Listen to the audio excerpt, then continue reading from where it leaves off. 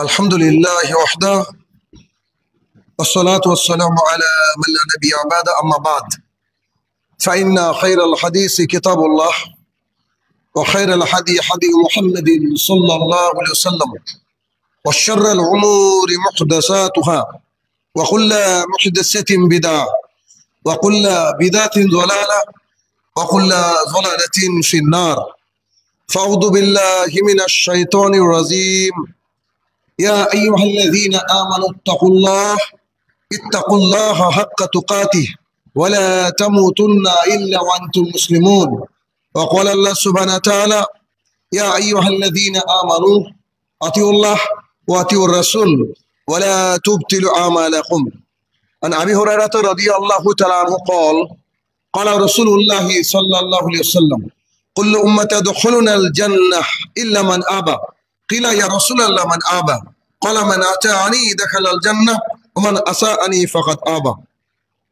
সম্মানিত উপস্থিতি, সর্বপ্রথম আল্লাহ সুবহানাহু ওয়া তাআলার বারগাহে শুকরিয়া জ্ঞাপন করব যে আল্লাহ তাআলা সালাতুল জুমা আদায় করার লক্ষ্যে আমাদেরকে মসজিদে প্রেরণ করেছেন, যিনি বিচার দিবসের একচ্ছত্র অধিপতি সে রব্বুল ইজ্জাতের বারগাহে শুকরিয়া জ্ঞাপনার্থে আমরা বলি আলহামদুলিল্লাহ।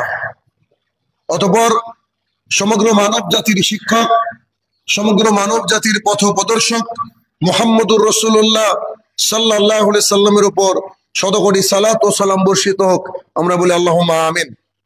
আজ সংক্ষিপ্ত খুতবার বিষয় ঈদুল আজহা, আমাদের করণীয় ও বর্জনীয়। উক্ত বিষয়ে তথ্য এবং তত্ত্ববহুল আলোচনা পেশ করার চেষ্টা করব ইনশাআল্লাহুল আজিজ। যদিও গত জুমায় আমরা জেনেছি কুরবানির বিধান, সেই সাথে কিভাবে কুরবানি আল্লাহ তাআলার জমিনে প্রচলিত হলো, কুরবানির প্রাচীন থেকে প্রাচীনতম ইতিহাস সে বিষয়ে জানা হয়েছে। আর আজকে আমরা যেহেতু আগামীকাল ঈদুল আজহা অনুষ্ঠিত হবে, এজন্য ঈদ সংক্রান্ত কিছু জানা আমাদের জন্য জরুরি কর্তব্য বলে মনে করি। ঈদুল আজহা আমরা সবাই জানি, এটাকে আমরা আমাদের ভাষায় বলি কুরবানির ঈদ। অর্থাৎ কোনো একটি পশু আল্লাহ সুবহানাহু ওয়া তাআলার উদ্দেশ্যে, নিজে আল্লাহ সুবহানাহু ওয়া তাআলার নৈকট্য হাসিলের লক্ষ্যে আল্লাহ তাআলার জন্য জবাই করার দিনকে বলা হয় ঈদুল আজহা। ঈদুল আজহা আমাদের দ্বিতীয় ঈদ। প্রাথমিকভাবে বলতে গেলে আল্লাহ সুবহানাহু ওয়া তাআলা সমগ্র মুসলমান জাতির জন্য দুটো ঈদকে সিলেকশন করে দিয়েছেন। তার একটা হচ্ছে ঈদুল ফিতর, যেটা রামাদানের অনেক কঠোর পরিশ্রমের পর যখন আমরা 30 বা 29 রামাদানের পর ঈদ পালন করি, মানুষকে খাওয়াই, ফিতির প্রদান করি, সেই মহাসম্মানিত এক দিন, সেই দিনকে বলা হয় ঈদুল ফিতর। আর আল্লাহ সুবহানাহু ওয়া তাআলার উদ্দেশ্যে যে দিনে আমরা কুরবানি করে থাকি তাকে বলা হয় ঈদুল আজহা। আল্লাহ সুবহানাহু ওয়া তাআলার এই দুটো বিধান যে বারবার ফিরে আসে, তাই তাদেরকে ঈদ বলা হয়। বারবার ঘুরে আসে, তাই ঈদ বলা হয়। আল্লাহ সুবহানাহু ওয়া তাআলার এই মানব জাতির জন্য, মুসলমানদের জন্য যে দুটো খুশির দিন, ইবাদতের দিন আল্লাহ তাআলা দিয়েছে, এই দুটো ঈদের উপরে সন্তুষ্ট থাকাটাও একজন ভালো মুসলমান মুমিনের দায়িত্ব এবং কর্তব্য এবং ঈমানের মধ্যে পড়ে।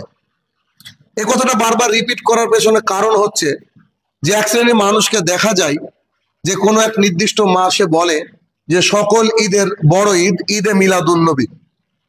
এই শব্দটা এতটাই বানোয়াট, এতটাই মিথ্যা, এতটাই আল্লাহ সুবহানাহু ওয়া তাআলার বিধানকে অপমানকর, যদি মানুষ একটু বোঝার চেষ্টা করত। কেননা আল্লাহ সুবহানাহু ওয়া তাআলা যে বিধান দিয়েছে, সেই বিধানকে আমার আপনার মতো মানুষ বলছি যে এগুলা কত বড় ঈদ না, আমরা যে ঈদটাকে বানিয়েছি আল্লাহ রসুলের জন্মদিন, সেটা নাকি বড় ঈদ। মানে আস্তাগফিরুল্লাহ পড়া ছাড়া আর কোনো রাস্তা এখানে নাই। অতএব দুই ঈদ যে আল্লাহর তরফ থেকে আমাদের জন্য আশীর্বাদ, আমাদের জন্য আনন্দের, খুশির, এটাকে মেনে নেওয়াটা নামই হচ্ছে অন্যতম একটা মুসলমানের দায়িত্ব এবং কর্তব্য। তো ঠিক এই দুই ঈদের একটা ঈদ হচ্ছে ঈদুল আজহা, যেটা ইনশাআল্লাহ আগামীকাল অনুষ্ঠিত হবে। তো ঈদুল আজহার ব্যাপারে আমাদের করণীয় কি প্রথমে দেখব, আর কিছু বর্জনীয় আছে তা আমরা জানার চেষ্টা করব। তার প্রথম অংশ হচ্ছে ঈদুল আজহার যেদিন চাঁদ উঠে সেদিন থেকে ঈদ পর্যন্ত, আগামীকাল পর্যন্ত, এই 10 দিন এর ব্যাপারে রাসূলুল্লাহ সাল্লাল্লাহু আলাইহি ওয়াসাল্লাম আমাদেরকে তথ্য দিয়েছেন যে আল্লাহ সুবহানাহু ওয়া তাআলার কাছে এত শ্রেষ্ঠতম দিন বান্দা আমল করে, আর এই আমলগুলো আল্লাহর কাছে এত ভালো লাগে, এত সুন্দরভাবে গৃহীত হয়, আল্লাহর কাছে আল্লাহর জমিনে এমন কোনো দিন নাই। তার মানে এই দিনের আমলগুলো আল্লাহ খুব বেশি পছন্দ করে। এই দিনগুলো, এই 10টা দিন আল্লাহ সুবহানাহু ওয়া তাআলার কাছে সর্বশ্রেষ্ঠ দিন। এমনকি সাহাবায়ে কেরাম প্রশ্ন করলেন, জিহাদও নয়? তখন তিনি বললেন যে না, এই 10 দিনের আমলে এত গুরুত্বপূর্ণ যে জিহাদও অত গুরুত্বপূর্ণ নয়। তবে ওই ব্যক্তির কথা হচ্ছে ভিন্ন, যে ব্যক্তি আল্লাহর রাহে বেরিয়ে গিয়ে কোনো কিছু না নিয়ে হয়তো ফিরতে পারেনি, জান দিয়ে দিয়েছে, তার কথা ভিন্ন। তার মানে এই শব্দের মধ্য দিয়ে আল্লাহ রাসূল সাল্লাল্লাহু আলাইহি ওয়াসাল্লাম বোঝাতে চাইলেন যে এই 10 দিনের যে ফজিলত, এই 10 দিনের যে গুরুত্ব, এটা হচ্ছে অপরিসীম। এই 10 দিনের করণের হিসাবে, ঈদুল আজহার হিসাবে আমাদের দায়িত্ব এবং কর্তব্য হচ্ছে যে 1 থেকে 13 তারিখ পর্যন্ত, অর্থাৎ ঈদুল আজহার যেদিন চাঁদ উঠলো সেদিন থেকে ঈদের 3 দিন পর পর্যন্ত রাসূলুল্লাহ সাল্লাল্লাহু আলাইহি ওয়াসাল্লাম আমাদেরকে বেশি বেশি করে তাকবীর পাঠ করতে বলেছেন। অর্থাৎ 1 থেকে 13 তারিখ পর্যন্ত তাকবীর পাঠ করতে বলেছেন। আবু হুরায়রা থেকে বর্ণিত, আরো বিভিন্ন সাহাবায়ে কেরাম থেকে বর্ণিত যে রাসূলুল্লাহ সাল্লাল্লাহু আলাইহি ওয়াসাল্লাম মানে তাদেরকে বিধান দিয়েছে যে তোমরা বেশি বেশি তাকবীর পাঠ করো। তো ইবনে মাসউদ রাদিয়াল্লাহু তাআলা আনহু, আবু হুরায়রা রাদিয়াল্লাহু তাআলা আনহু, ইবনে উমর রাদিয়াল্লাহু তাআলা আনহু, তিনারা এই সময় বাজারে হাটে যেখানে যেতেন জোরে জোরে জোরে জোরে তাকবীর পাঠ করতেন। কেন? কারণ রাসূলুল্লাহ সাল্লাল্লাহু আলাইহি ওয়াসাল্লাম বলেছেন। তাহলে এই 13 দিন তাকবীর পাঠের জন্য বলা হয়েছে। এটা হচ্ছে প্রথম আমল, যে সবসময় আমরা কাজে কর্মে যখন যেখানে যাব সেই অবস্থায় তাকবীর পাঠ করতে হবে। এই তাকবীরের কোনো নির্দিষ্টতা নেই। এই 1 থেকে 10 দিনের তাকবীর মানে আমি লাগাতার, 1 থেকে 13 দিনের তাকবীর আমি লাগাতার পাঠ করব। কোথায় পাঠ করব অসুবিধা নেই, কতবার পাঠ করব গুনতির প্রয়োজন নেই, কিন্তু লাগাতার আমি আল্লাহর মাহাত্ম্য বর্ণনা করে যাব, আল্লাহর একত্ববাদের প্রচার করে যাব। এই 13 দিন লাগাতার, মানে কোনো লিমিটেশন নাই যে ফরজ সালাত শেষে আয়াতুল কুরসি একবার পাঠ করতে হয়, এমন নয়। মানে লাগাতার পাঠ করার কথা বলা হয়েছে। কয় তারিখ থেকে? যেদিন জিলহজ মাসের চাঁদ উঠেছে সেদিন থেকে 13 তারিখ পর্যন্ত। এই তাকবীরকে ভাগ করা আছে 2 ভাগে। এক হচ্ছে আর তাকবীর আল মুতলাক। তাকবীর আল মুতলাক কি? এই তাকবীর 1 থেকে 13 তারিখ পর্যন্ত যখন খুশি যেখানে খুশি লাগাতার আমরা পড়বো, এটাকে তাকবীরে মুতলাক বলা হয়। আপনি মসজিদে আসছিলেন, আস্তে আস্তে পড়লেন, আপনি এখন মাঠে যাবেন পড়বেন, আপনি বাজারে যাবেন বিশেষ প্রয়োজনে পড়বেন, লাগাতার পড়তে হবে। এটা হচ্ছে তাকবীরে মুতলাক, এর কোনো লিমিটেশন নাই, যত মন চায় আপনার আপনি পাঠ করতে পারেন। আর আরেকটা তাকবীর হচ্ছে তাকবীর আল মুকাইয়াদ। এই তাকবীর হচ্ছে আজকের যে ফজর হয়ে গেছে, যেটা 9 জিলহজ্জার ফজর থেকে ঈদের দিন, তার পরের দিন, তার পরের দিন, তার পরের দিন 13 তারিখ আসর পর্যন্ত, সূর্য অস্ত যাওয়ার আগ পর্যন্ত, মানে আসর পর্যন্ত প্রত্যেক ফরজ সালাতের পর সালাম ফিরিয়ে প্রথমেই তাকবীর পড়তে হবে। তাহলে 1 থেকে 13 তারিখ পর্যন্ত লাগাতার টানা যেখানে খুশি পড়া যাবে। আর আজকের ফজর থেকে, জানি না আজকে যারা নামাজ পড়েছেন, আমার মানে আমরা যখন নামাজ শুরু করেছি আজকে, খেয়াল করেছেন কিনা যে আমি শুরুতে কিন্তু তাকবীর বলেছিলাম। এগুলো আমাদের জানা উচিত। মানে প্রত্যেকবার বলি, প্রত্যেকবার আপনারা ভুলেন, কিন্তু জমির আল কাউকে ভুলতে দেখি না আজ পর্যন্ত। কোন জামা কত ঈদে পড়েছিলাম এটাও মনে আছে। 3 সপ্তাহ আগে কি দিয়ে ভাত খেয়েছিলাম, মানে আমরা এই বিষয়ে একদম ডক্টরেট, কিন্তু এইগুলা বারবার করে ভুলে যাই, বলতে হয়। তাহলে কি 9 জিলহজ্জার ফজরের সালাত থেকে শুরু করে যখনই সালাম ফেরানো হবে তখন আমরা এই তাকবীরটা পাঠ করব। এখন তাকবীরটা কি আরেকবার রিপিট করি, 1 থেকে 13 তারিখ পর্যন্ত লাগাতার সব জায়গায় পড়বেন, কোনো মানা নেই। আর দ্বিতীয় তাকবীর যেটাকে খাস করা হয়েছে মুকাইয়াদ বলে, সেটা কি? আজকে ফজর যেটা হয়ে গেছে এখান থেকে 13 তারিখের আসর পর্যন্ত ফরজ সালাতের পর সালাত শেষ হয়ে যাবে, যেমন আল্লাহু আকবার বলি, আমরা আস্তাগফিরুল্লাহ বলি, এগুলো না বলে শুরুতে আমরা কি করব, তাকবীর বলবো, তারপরে বাকি আমরা বলবো। এবং তাকবীরের ব্যাপারে আমরা জানতে চাইলাম যে আল্লাহ রাসূল সাল্লাল্লাহু আলাইহি ওয়াসাল্লাম আমাদেরকে বলেন যে তাকবীর গুলা কি। এগুলা সবাই জানে। তাকবীর গুলা কি? আল্লাহু আকবার, আল্লাহু আকবার, লা ইলাহা ইল্লাল্লাহ, আল্লাহু আকবার, আল্লাহু আকবার, ওয়ালিল্লাহিল হামদ। খুব পছন্দ আল্লাহ সুবহানাহু ওয়া তাআলা। এটা মাঠে ঘাটে বাজারে সবসময় পড়তে হয়। দেখবেন আপনি এটা মৃত সুন্নত, মানে এই সুন্নতটা একদম মারা গেছে, কবর, এই সুন্নতকে কবর দিয়েছে মানুষ, কেউ পড়ে না। খেয়াল করবেন বাজারে গিয়ে কেউ পড়ে, কিন্তু উচিত একটু জোরে আপনি একটু পড়েন, একবার জোরে বলেন আল্লাহু আকবার, আল্লাহু আকবার, দেখবেন আপনার শুনে একটা মুসলমান ভাই কিন্তু বলবে।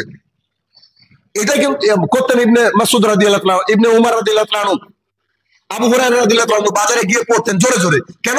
যাতে করে মানুষ তার কথা শুনে তারাও পড়তে পারে, কারণ বাজার ঘাট মানে ব্যস্ততার জায়গা। তাহলে কি এইটা একটা আসছে, আর একটা হাদিসে আসছে 3 বার আল্লাহু আকবার, আল্লাহু আকবার, আল্লাহু আকবার, লা ইলাহা ইল্লাল্লাহ, আল্লাহু আকবার, আল্লাহু আকবার, ওয়ালিল্লাহিল হামদ। এগুলোর মানে নিশ্চয় জানি। আল্লাহু আকবার, আল্লাহু আকবার, আল্লাহ সবচেয়ে বড়, আল্লাহ মহান, লা ইলাহা ইল্লাল্লাহ, আল্লাহ ছাড়া কোনো সত্য মাবুদ নেই। আবার আল্লাহু আকবার, আল্লাহু আকবার, আল্লাহ মহান, আল্লাহ মহান। আর সবশেষে আল্লাহ সুবহানাহু ওয়া তাআলা যাবতীয় সমস্ত প্রশংসা কার? আল্লাহ সুবহানাহু ওয়া তাআলা। দেখেন এতটুকু সিম্পল জিনিস, আল্লাহকে বলছে আপনি সবচেয়ে বড়, আপনি লা শারীকা লাহু, আপনার কোনো শরীক নাই, আপনি সমস্ত প্রশংসার যোগ্য। এতটুকু বলছি, এতে আল্লাহ খুশি। আল্লাহ এতটুকু চায় আমাদের কাছ থেকে যে আমার বান্দা লাগাতার তাকবীর পড়ুক। তাহলে আমরা এখনো যারা এতদিন ভুল করেছি তারা কন্টিনিউয়াসলি পড়বো। বাড়িতে পড়বেন যে উচ্চ স্বরে কিন্তু আসতে নয়, জোরে জোরে পড়বেন, যাতে করে অন্তত কেউ একজন শুনে পড়ে, বা আপনি আল্লাহর বড়ত্ব, আল্লাহর মহত্ব ঘোষণা করছেন, মানে শ্রেষ্ঠ দিনে এই কাজগুলা করছেন। আর ফরজ সালাতের পরে একাকী পড়বেন, দলবদ্ধভাবে পড়ার কোনো হাদিস নেই। এভাবে আমরা তাকবীর ঘোষণা করতে পারি। তাহলে প্রথম ঈদুল আজহার আমল হিসাবে 1 থেকে 13 তারিখ পর্যন্ত কি করব, আমরা লাগাতার এই তাকবীর পড়ে যাব, যেটাকে তাশরিকের সময় বলা হচ্ছে, আয়ামে তাশরিক বলা হয়। 2 নম্বর, ঈদুল আজহা বা ঈদুল ফিতর, 2 ঈদের জন্য করণীয় হচ্ছে যে সম্ভবপর, যদি সম্ভব হয় তাহলে পায়ে হেঁটে ঈদের সালাতে উপস্থিত হওয়া। যদি সম্ভব হয়, মানে এমন তো হতে পারে কেউ 10 কিলোমিটার দূরে যাচ্ছে, এটা তার জন্য পসিবল নয়, কিন্তু 1-2 কিলোমিটার 3 কিলোমিটার যদি হয়, তো এই সুন্নতটাকে জীবিত করা যেতেই পারে। তাহলে কি করতে হবে, যে ঈদের দিনের অন্যতম আরো একটা সুন্নাত হচ্ছে যে ঈদের দিনে সালাতে উপস্থিত হওয়া, ঈদগাহে উপস্থিত হওয়া, পায়ে হেঁটে আসতে হবে। তো দেখেন আপনি সামান্য একটা কাজ, বাড়িতে বাইকটা বা সাইকেলটা রেখে আমি যদি পায়ে হেঁটে যাই, তাহলে এটাও একটা সুন্নাহ যেটা রাসূলুল্লাহ সাল্লাল্লাহু আলাইহি ওয়াসাল্লাম করেছেন। তবে যানবাহনকে এড়িয়ে চলা উচিত বলে আমি মনে করি, 1-2 কিলোমিটার হলে। আর তার বেশি হলে সেটা নিজের ব্যাপার বা ভিন্নতা থাকতে পারে। তাহলে কি ওজর ছাড়া, বিশেষ প্রয়োজন ছাড়া আমরা একে অপরে উপস্থিত হব কি পায়ে হেঁটে। মানে ওই পাড়া থেকে যদি কেউ আসে, যদি মনে করে যে না আমি বাইকে যাব, কি দরকার, আসেন একবার পায়ে হাঁটেন, তাহলে একটা সুন্নত পালন হচ্ছে, মানে রাসূলুল্লাহ সাল্লাল্লাহু আলাইহি ওয়াসাল্লামের প্রতি ভালোবাসার একটা নিদর্শন। এগুলো কিন্তু আপনাকে যথাসাধ্য চেষ্টা করতে হবে। সবগুলো পারবেন এমনটা নয়, কিন্তু যথাসাধ্য ভালোবাসাটাই তো বড় কথা, যে আমি আল্লাহ রাসূলকে ভালোবাসি, তার সুন্নাহকে বাস্তবায়ন করার চেষ্টা করছি সামান্য কিছু কাজের মাধ্যমে। এটা এমন কিছু ডিফিকাল্ট নয়। 3 নম্বর হচ্ছে ঈদগাহে পৌঁছানো, বাড়ির থেকে বেরোনোর পর ঈদগাহে পৌঁছানো পর্যন্ত লাগাতার তাকবীর পাঠ করা সুন্নাহ। তাকবীর পাঠ করা অর্থাৎ আপনি যখন বেরিয়ে গেলেন, পরিবারকে শেখাবেন যে ও আল্লাহু আকবার, আল্লাহু আকবার, লা ইলাহা ইল্লাল্লাহ, আল্লাহু আকবার, আল্লাহু আকবার, ওয়ালিল্লাহিল হামদ। মানে বলতেই থাকবে লাগাতার, একেবারে ঈদগাহে পৌঁছানো পর্যন্ত। পৌঁছে বলেন হালকা গুনগুন সুরে আমি যদি বলতে থাকি, তাহলে আপনার মানে পরিবারকে একটা মাহল তৈরি করা হবে, আপনার বাড়িকে একটা মাহল তৈরি করা হবে। আমি আলহামদুলিল্লাহ যতটুকু পাচ্ছি পড়ছি, আমার ছেলে পড়ছে, আমার মেয়ে পড়ছে। এখন আমি যখন একটু হয়তো অন্য কিছু পড়াশোনা করছি, আমার মেয়ে এসে বলছে তুমি তো তাকবীরই পড়ছো না, তাহলে আমি তো পড়লাম একটু আগে, তুই পড়ো, আবার পড়ছি। এই যে এটা মানে ক্রিয়েট করেন, বাড়িতেই পড়েন আপনি, মানে এটা তো ভালোবাসা। আল্লাহ আল্লাহ রসুলের প্রতি ভালোবাসা, তাকবীরের প্রতি ভালোবাসা, আমরা তো তেমন কিছু করতে পারছি না এই দিনগুলাই।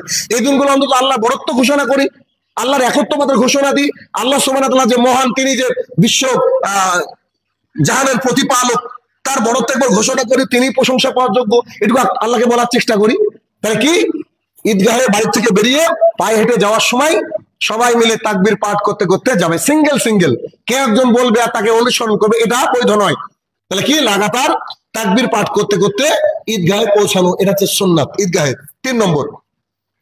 4 নম্বর হচ্ছে যে ঈদের সালাত মাঠে আদায় করা সুন্নাত, মাঠে মাঠে আদায় করা সুন্নাত। দেখুন একটা বিষয় কিন্তু অনেক বড় ব্যাপার। ব্যাপারটা কি? পৃথিবীর ইতিহাসে আল্লাহ তাআলার জমিনে 3টে মসজিদ রয়েছে, যে 3টে মসজিদের সালাতের এত নেকি যে কল্পনাও করতে পারবেন না। মসজিদুল আকসা, বাইতুল মুকাদ্দাস যেটা বলছে, মসজিদুল হারাম 1 লক্ষ রাকাতের নেকি হয়, কল্পনা করা যায়? মসজিদুল নবমী, অথচ মসজিদুল হারামকে পাশে রেখে, মসজিদুল নবমীকে পাশে রেখে রাসূলুল্লাহ সাল্লাল্লাহু আলাইহি ওয়াসাল্লাম সালাত আদায় করলেন কোথায়? মাঠে, ফাঁকা মাঠে। আজও সৌদি আরবে আলহামদুলিল্লাহ ফাঁকা মাঠে সালাত হয়, একেবারে মরুপ্রান্তর চলে যায় মানুষ, গিয়ে সালাত আদায় করে চলে যায়, কিছু কাজ নাই ওখানে।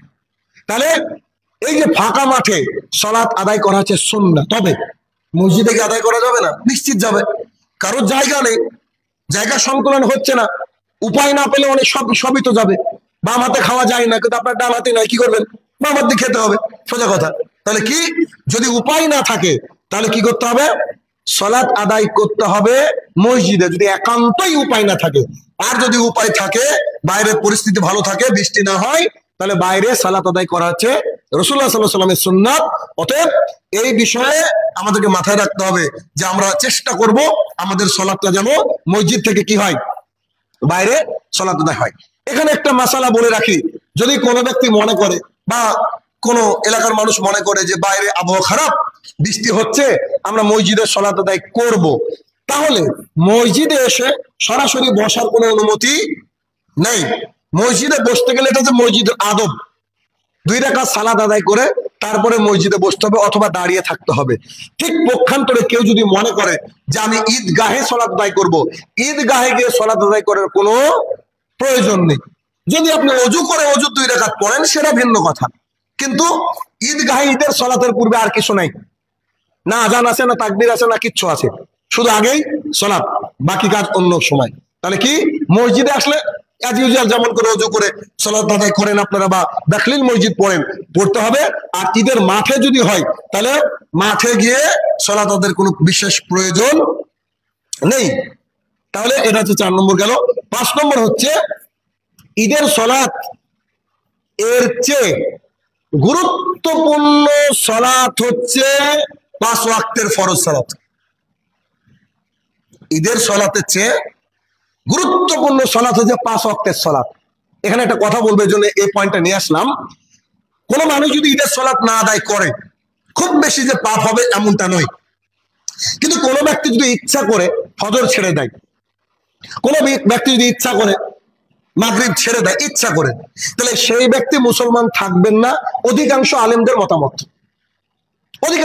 মতামত, ঈদের দিনে সবচেয়ে গুরুত্বপূর্ণ নামাজ হচ্ছে ফজরের সালাত। ফজর, কোন ব্যক্তি যদি ফজর না পড়ে ঈদগাহে উপস্থিত হয়, তার মতো কপাল পোড়া পৃথিবীতে কেউ নাই।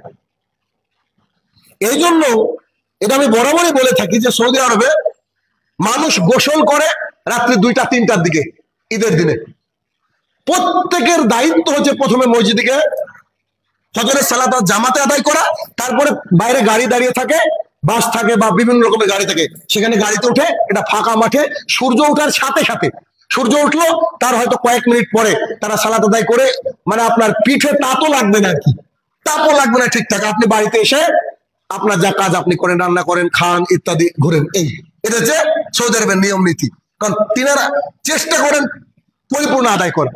কিন্তু আমাদের ঘটনা কি ঘটে, ঈদের আগের রাতে শপিং থাকে, মার্কেটিং থাকে, বেড়ানো থাকে, এদিক ওদিকে ঘোরা থাকে, এতটাই ক্লান্ত হয়ে যায় যে ফজরে আমাদের ওঠার মতো ক্ষমতা হয় না। আমরা সরাসরি গিয়ে সালাত আদায় করি ঈদগাহে। হ্যাঁ, ঈদের সালাত আদায় করা কেউ বলছে সুন্নতে মুআক্কাদা, কেউ বলছে ওয়াজিব। যদি সুন্নতে মুআক্কাদার উপরে বেশিরভাগ আলেমরা জোর দিয়েছে, তাহলে সুন্নতে মুআক্কাদা এত গুরুত্বপূর্ণ, আপনার কাছে ফজর গুরুত্ব নাই? তাহলে আপনাকে আজকে থেকে টার্গেট নিতে হবে যে কালকে ঈদের দিনের আমার ফার্স্ট টার্গেট, আমাকে উঠতে হবে ফজরের পূর্বে এবং মসজিদে এসে আমাকে জামাতের সাথে সালাত আদায় করতে হবে। সালাত আদায় করার পর তারপর আমি ঈদগাহে সালাত আদায় করতে যাব। এটা একটা সুন্নাহ, এটা এখন শেষ, মানুষ মনেই করে না।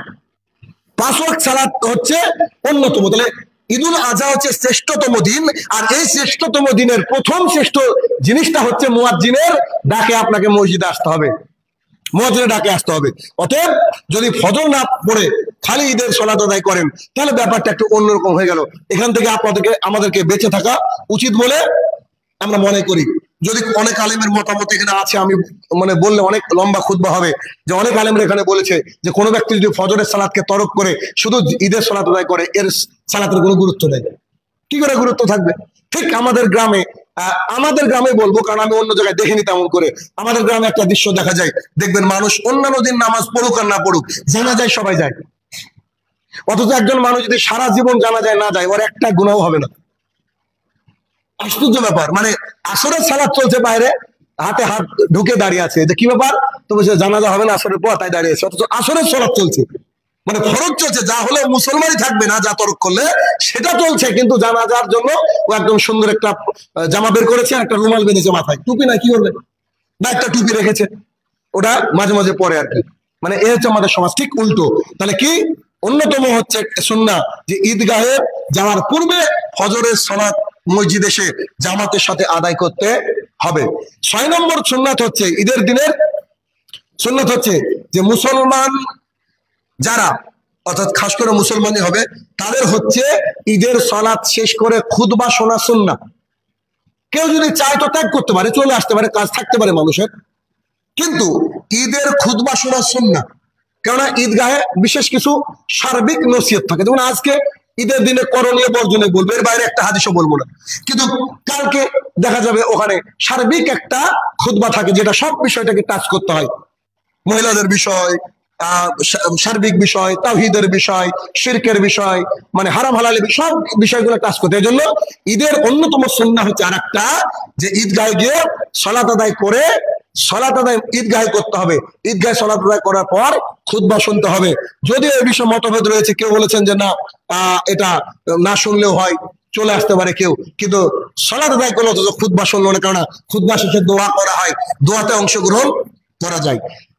এখানে আরো একটা গুরুত্বপূর্ণ বিষয়টা পয়েন্ট রাখছি না আমি, ঈদের সালাত মহিলারা যদি মনে করে একাকী জামাতে আদায় করব, ঈদের সালাত পয়েন্ট টু বি নোটেড, ঈদের সালাত মহিলারা যদি মনে করে একাকী আদায় করব, ঈদের সালাত মহিলারা যদি মনে করে যে বাড়িতে আদায় করব, ঈদের সালাত মহিলারা যদি মনে করে একাকী তাদের জামাতে তারা আদায় করব, তাদের কারুর নামাজ হবে না। আমাদের গ্রামে 2-3টি জামাত হয়, কারুর নামাজ হয় না, কারুর নামাজ হয় না। যার হাদিসও নাই যে মহিলারা ইমামতি করতে পারে, খুতবা দেওয়ার ক্ষমতা আল্লাহ সুবহানাহু ওয়া তাআলা তাদেরকে দেননি। তাহলে মহিলাদেরকে কি করতে হবে? আমি আমার ভাঙাচোরা বিদ্যাতে প্রায় 36 থেকে 37 খান হাদিস জানি, যেখানে রাসূলুল্লাহ সাল্লাল্লাহু আলাইহি ওয়াসাল্লাম বলেছে যে মহিলারা ঈদগাহে আসতে বাধ্য। এমনকি হায়েজওয়ালি মহিলারা, যাদের মাসিক হবে, তারাও বাড়িতে বসে থাকতে পারবে না, ঈদগাহে পেছনের কাতারে বসে থাকবে। কেন?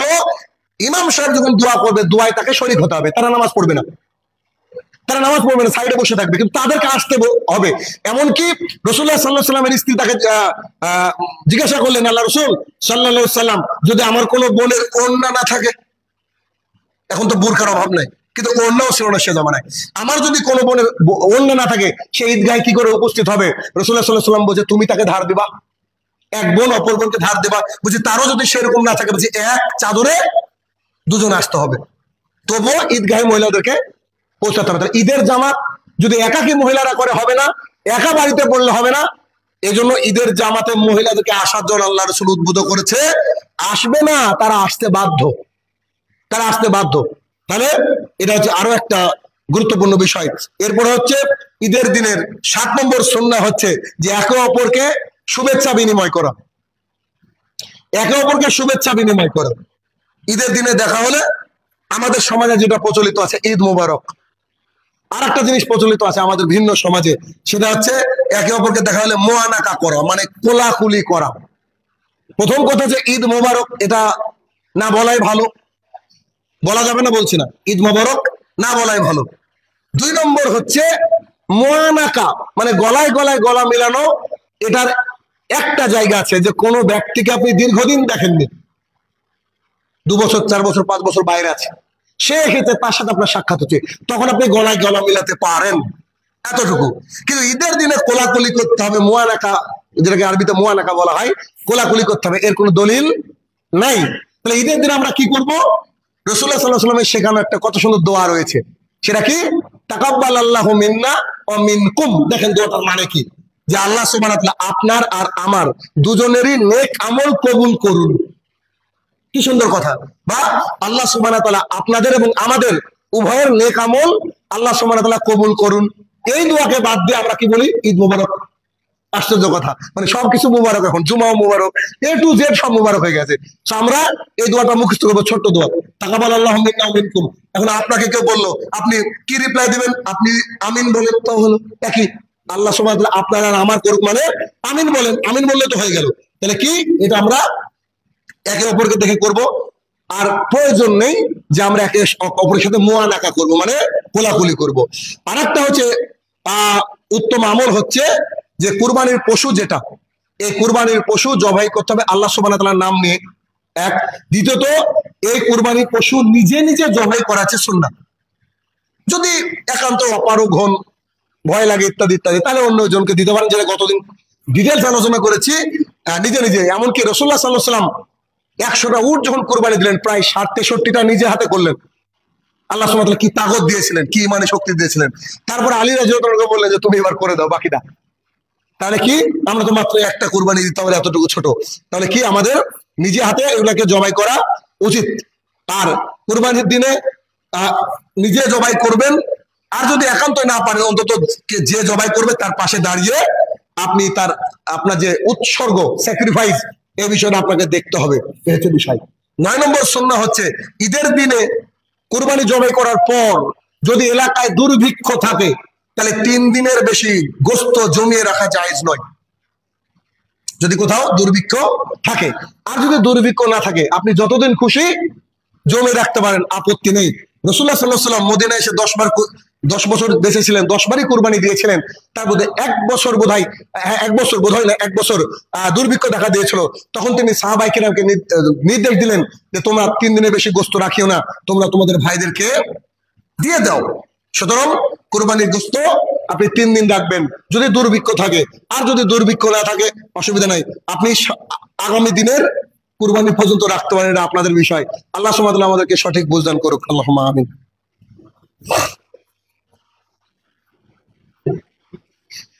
আলহামদুলিল্লাহি ওয়াহদা ওয়াসসালাতু ওয়াসসালামু আলা মান লা নাবিয়্যা বাদা, আম্মা বাদ। আচ্ছা, ঈদের দিনের করণীয় কর্তব্য, এটা একটু আমরা জানার চেষ্টা করলাম, বোঝার চেষ্টা করলাম। সাথে আরো 2-একটা বিষয় ছুটে গিয়েছে, ছুটে নয় আসলে, এগুলো সবাই জানি, এজন্য আমি উল্লেখ করিনি। তার একটা বিষয় আছে ঈদের দিনে সুন্দর পোশাক পরা। সুন্দর মানে নতুন না, এমন নয়। সুন্দর মানে একটু ভালো, এক আতর লাগানো, সুগন্ধি লাগানো, তারপরে এক দিক দিয়ে গিয়ে আর এক রাস্তা দিয়ে হেঁটে আসা যদি সম্ভব হয়। ঈদের দিনে গোসল করা, অনেকে ঘুম থেকে উঠে চলে গেল না, ঈদের দিনে গোসল করা যাতে কেউ কষ্ট না পায়, কোনো ভাই পাশে সলাত আদায় করতে গিয়ে কষ্ট না পায়, এই বিষয়গুলো রয়েছে। এখন আমরা একটু জানার চেষ্টা করব যে এই দিনে কি ভুল ত্রুটি আছে বা বর্জনীয় কি। বর্জনীয় আমরা একটু একটু করে ইন শর্টে আমরা বলার চেষ্টা করব। 1 নম্বর বর্জনীয় হচ্ছে যে ঈদুল আজহা উপলক্ষে অর্থকে অপব্যয় করা। বিনা কারণে আমরা অর্থ খরচ করি, দেখবেন কোন কোন খাতে করেন নিশ্চয়ই বুঝতে পারছেন। অনর্থক বিনা কারণে আমরা যে অর্থ ব্যয় করি, এটা জায়েজ নয়, এ থেকে আমাদেরকে দূরে থাকতে হবে। এসেনশিয়াল যেগুলো প্রয়োজনীয় ঠিক আছে, বাকি এগুলো করা যাবে না। 2 নম্বর হচ্ছে যে একজনের নেতৃত্বে সবাই মিলে তাকবীর পড়া। একজনের নেতৃত্বে সবাই মিলে কি তাকবীর পড়া। একজন বলছে আল্লাহু আকবার আল্লাহু আকবার, বাকিরা বলছে আল্লাহু আকবার আল্লাহু আকবার, লা ইলাহা ইল্লাল্লাহ লা ইলাহা, এভাবে পড়া, এটা জায়েজ নয়, এটা করা যাবে না। একজন মাইক নিয়ে বলছেন, বাকিরা সবাই শুনে শুনে বলছে, এটা বলা যাবে না। 3 নম্বর আরেকটা ভুল হচ্ছে যে এই দিনে হিজাবের বিধানকে লঙ্ঘন করে নারী পুরুষের একাকার যে অবস্থা, তাতে দেখলে মনে হয় না যেন মুসলমান। যদি এই দলিল নিতে চান তাহলে আগামীকালকে পদ্মার ধারে যাবেন বিকালে যদি সময় থাকে, আর ইস্তেগফার পাঠ করতে করতে যাবেন, ইস্তেগফার পাঠ করতে করতে আসবেন, তাহলে বুঝতে পারবেন যে ঈদের দিন বলে যে পর্দার শিথিলতা আছে।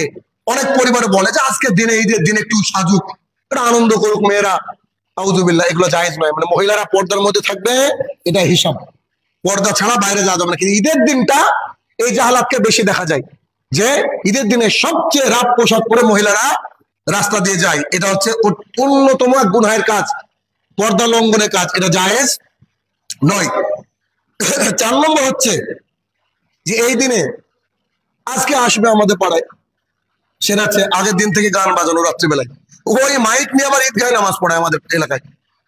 মানে এরা প্রো ম্যাক্স বলে না, এটা প্রো ম্যাক্স এরও ডবল যদি আরো কিছু থাকে, আলট্রা প্রো ম্যাক্স। এরা মানে শয়তান যদি হয় তাহলে প্রো ম্যাক্স, তারপরে আলট্রা প্রো ম্যাক্স শয়তান আমাদের এলাকার কিছু মানুষ। যে মাইকে রাত্রে গান বাজাচ্ছে, ওই মাইকে সকালবেলায় ডাকছে আপনারা ঈদগাহে উপস্থিত হন। আল্লাহ যদি প্রতিদিন বিচার করতো তো সরকার পাড়ায় লোক থাকতো না, বেশিরভাগই আল্লাহ তুলে নিত, শুধু পশু ঘুরে বেড়াতো, এরকম পরিস্থিতি। তাহলে এই যে গান বাজানো আর এই দিন একটু আমল করার কথা, এখানে আমরা গান নিয়ে ব্যস্ত, আউযুবিল্লাহ, এগুলো জায়েজ নয়।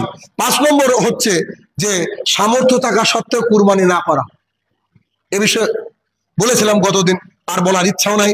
আপনারা হাদিস আমার চেয়ে ভালো বুঝেন, তারপরে এটা আপনাদের নিজের বিষয়, কারণ কার অ্যাকাউন্টে কত কি আছে, কার কত এবিলিটি আছে, এগুলো তো আমি জানি না, আল্লাহ সুবহানাহু ওয়া তাআলা জানেন। কিয়ামতের মাঠে গিয়ে দেখবেন বাঁশের সাইজ কি হয়। 6 নম্বর, ঈদের দিনের দোয়াগুলোর মাধ্যমে শুভেচ্ছা বিনিময় করা।